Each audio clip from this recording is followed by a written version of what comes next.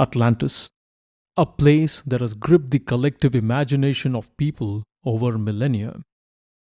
But few know the background of the narrative behind Atlantis. More importantly, most miss the moral, for lack of a better word, of the entire episode. So today, I want to talk about Atlantis. More importantly, the story of Atlantis and what it has to do with the ancient wisdom and what we can learn from it in today's world. The primary source for Atlantis is in Plato's dialogues. Plato's dialogues are presented as conversational pieces between two or more speakers. So, this way, he could actually present differing opinions on a particular topic. Atlantis appears in two of Plato's dialogues, Timaeus and Critias. In both of these dialogues, Critias is the narrator.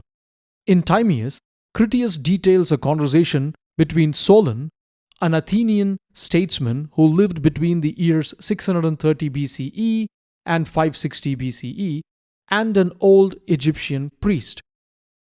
Now, how did Critias get to know the conversation? According to him, Solon, to whom the story of Atlantis was narrated, was a friend of Draupadi's, who was Critias's great-grandfather, and narrated the story to Critias's grandfather called Critias. So it's kind of a second-hand account that he is recounting. According to the story, Solon travels to Egypt at around 600 BCE and visits the city of Sais. Critias describes the city to be at the head of where the river Nile divides. Here, the citizens had a temple for their founding deity called Neith, who is compared to Athena. When Solon visits Sais, he is received with great honor. He visits the ancient temple and begins a conversation with the priests. One of the priests, a very old one, tells Solon that you Hellenes are never anything but children. When Solon asks the priest what he meant, the priest talks about ancient civilizations that existed thousands of years before the time of Solon. He tells Solon about the many cycles of destruction that humanity has undergone, during which civilizational progress was reset multiple times. The priest tells Solon that these cycles of destruction often happen due to fire or water. He says, when the destruction happens by a fire, which is the scorching heat, those who live upon mountains and in dry and lofty places are more prone to destruction, whereas the people in the plains near the rivers or the seashores survive. But when the destruction happens by a deluge of water, those in the mountains survive, but those in the cities perish. Now, Solon, naturally curious, requests the priest for more information on the former citizens of his land. The priest proceeds and tells Solon that the origin of the city was 9,000 years ago. So again, Solon lived from 630 BCE to 560 BCE, and even if the conversation happened roughly at 600 BCE, this puts the time of the story at tentatively around 9,600 BCE, or about 11,600 years ago, 11,000 to 12,000 years ago. Now the priest narrates the story of these ancient Athenians who he regards as having performed very noble deeds. So what happened 11,600 years ago? The priest takes Solon back in a journey through time. He talks about a mighty power, a very aggressive military power harassing the whole of Europe and Asia. This power came out from an island in the Atlantic Ocean. This was Atlantis, a mighty power that without any provocation went on the offensive and waged war against the whole of Europe and Asia. The Atlanteans had conquered parts of Libya, and in Europe they had come as far as Tyrrhenia, which is modern-day Italy. Then, when the Atlanteans set their sight on Athens, Athens stood up to fight against Atlantis and emerged victorious. So the priest summarizes the story and he tells Solon, "Your country shone forth in the excellence of her virtue and strength among all mankind. She was preeminent in courage and military skill and was the leader of the Hellenes. And when the rest fell off from her, being compelled to stand alone, after having undergone the very extremity of danger, she defeated and triumphed over the invaders and preserved from slavery those who were not yet subjugated and generously liberated all the rest of us who dwelt within the pillars. So, after defeating the Atlanteans, the Athenians liberated all those who had been enslaved by the Atlanteans. But the priest narrates what happened after the war. He states, "There occurred violent earthquakes and floods, and in a single day and night of misfortune, all your warlike men in a body sank into the earth, and the island of Atlantis, in like manner, disappeared into the depths of the sea." So the world was rocked by widespread destruction, and everything was destroyed.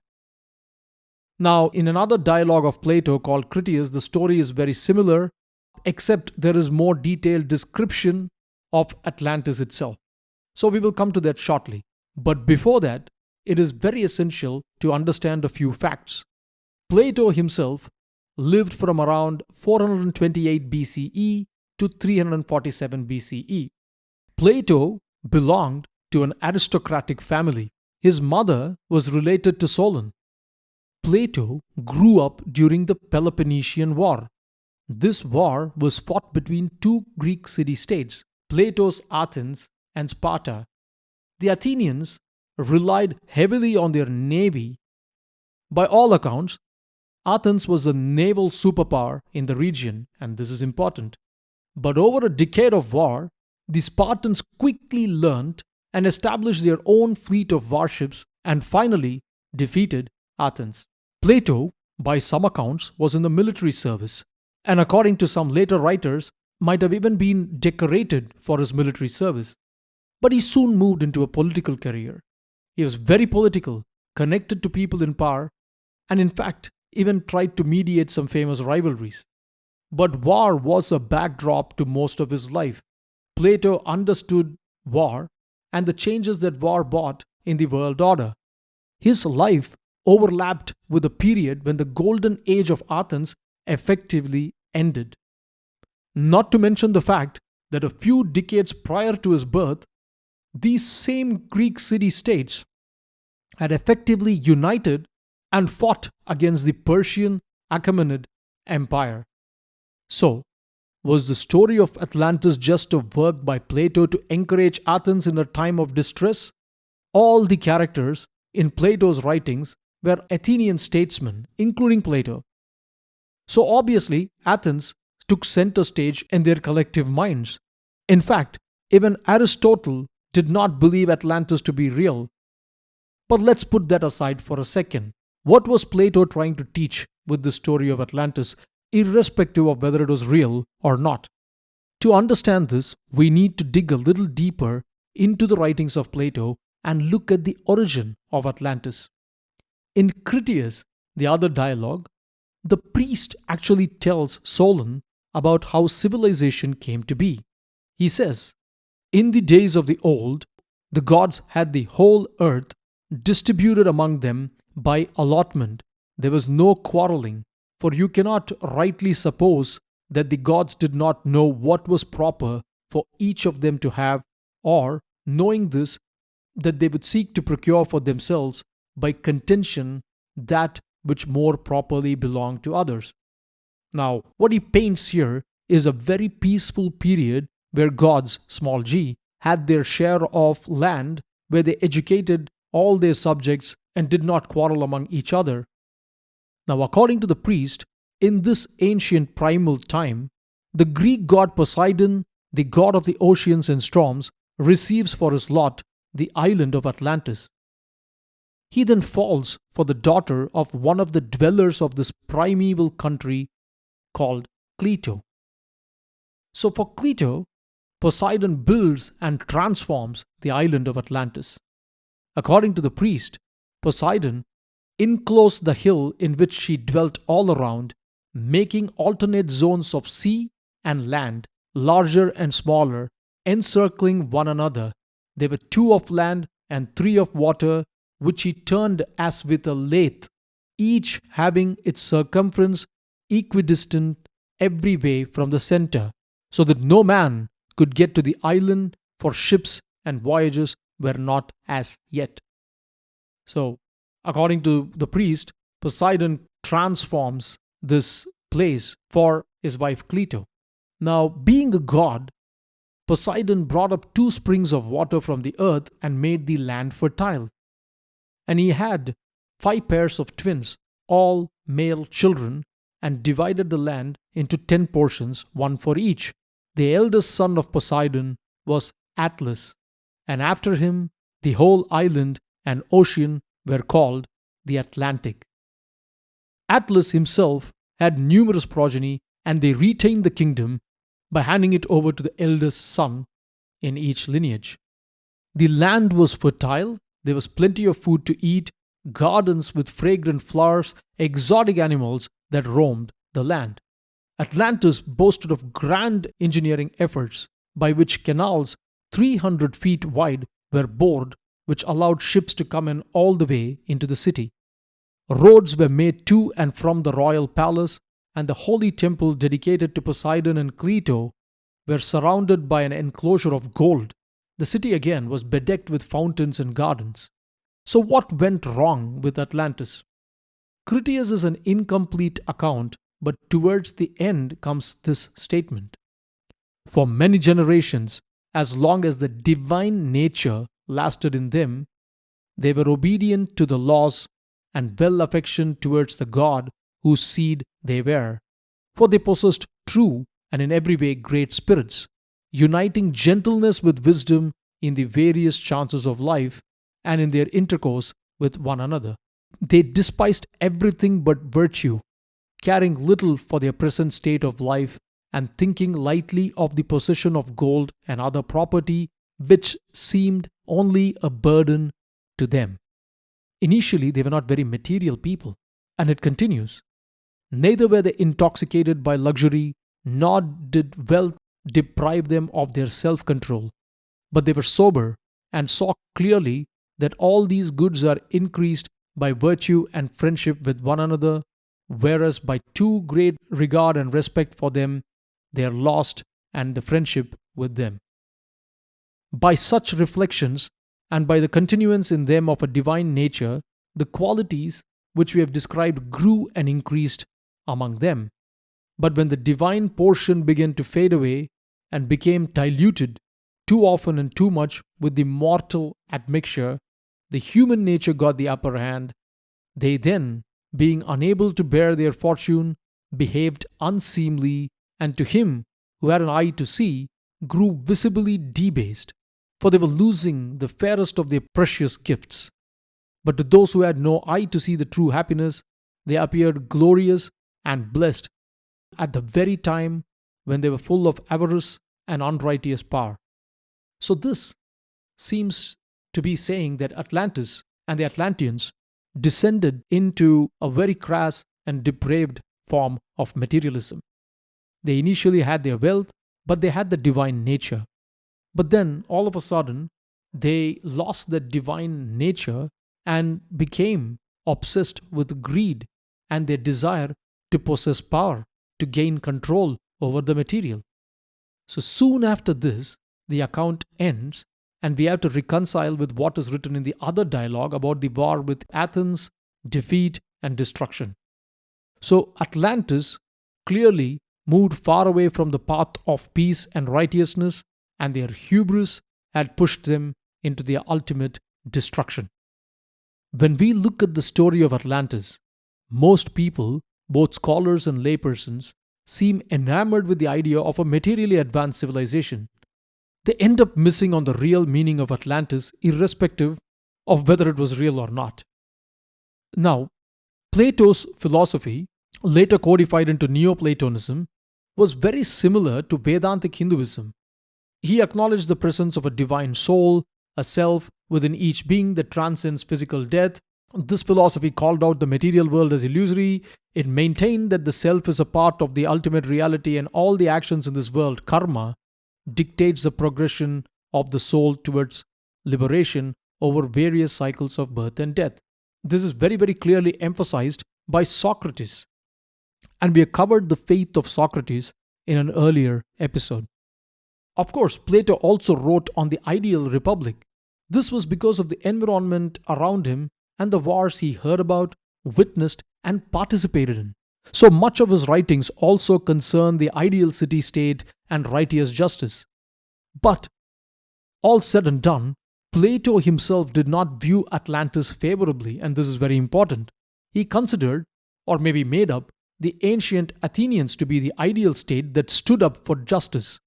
Atlantis was defeated due to their hubris and needless provocation. Their quest for power and dominance led to their downfall.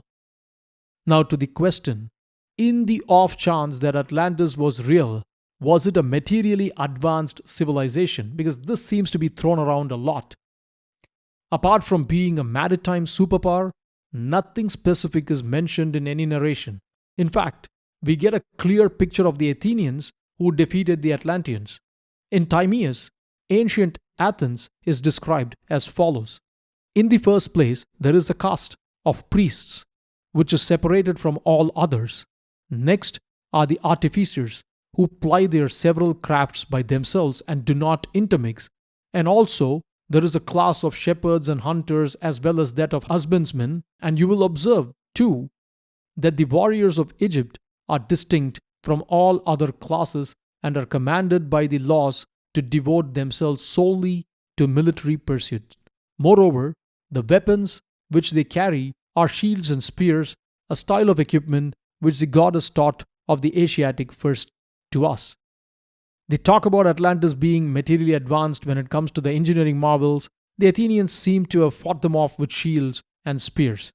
This debate around whether Atlantis was materially advanced or not also seems to be missing the point.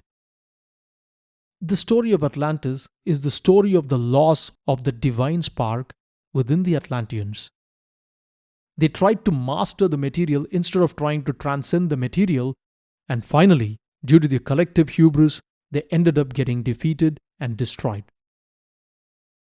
With Atlantis, as with many things, we are trying in a misguided way to find technologically advanced civilizations in the past. If anything, we need to find and learn from civilizations who could transcend the material. And there were groups of these people in the ancient world too. But sadly, groups of people who are spiritual adepts seldom leave a physical impact on this world, because their aim is not to get bogged down by the trivialities of the material. Atlantis was a state that met its downfall due to its unbridled lust for the material. So what is the Dharmic perspective?